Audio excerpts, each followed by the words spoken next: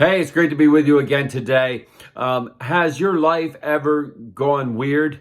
Like you're going along and then all of a sudden all this stuff starts to change in your life and you start to wonder, like, how did I get here? Your job changes, your marriage changes, your relationship with your kids change, your mom and dad, everything gets weird. Your community changes, your church changes, and there's all of these things that are going on and you're like, man, my life is upside down right now. How did this happen to me? I don't deserve this. Why me? Right? And we start to go like, what is happening? But here's the thing. King David went through a lot of stuff in his life. He's a little kid, right, out watching the sheep one day, and one of his brothers comes up and says, yo, Dad wants to see you at the house.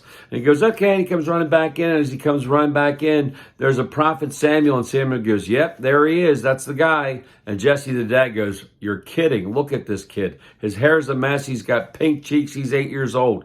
And Samuel says, nope, he's the new king of Israel. What?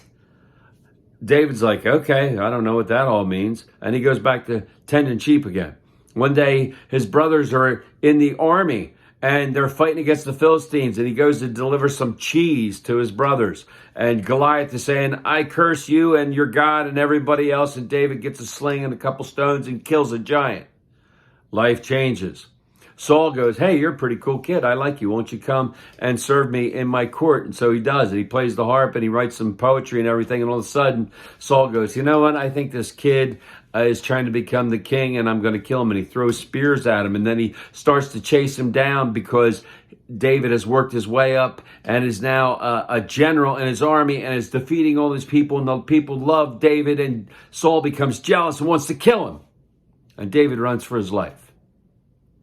Ultimately, David does become king when Saul dies, and he starts to have all these awesome war victories, and he has all these women who love him, and he falls in love with this woman, more like falls in lust with Bathsheba, and he says, hey, baby, come on up to the palace, and they have a baby out of wedlock, and then David sets her husband up and has him killed, and what? Talk about changing our life, right? Finally, David, two of his sons tried to usurp him as the king of Israel and overthrow the government. All of this, right, can change a person. All of this stuff is, right, there's so many things going on. There's so many, and there's things that are out of David's control, and there's things that David caused, and there's things that, his family caused, and there's all of this turmoil. And through it all, David is known as a man after God's own heart, because even though he had all of this trouble, even though he caused some of his own trouble, he always turned back to God. He always repented. He always came back and said, God, I am with you. Let me follow you. Show me your ways. And when we do that as well, God is with us every step of the way.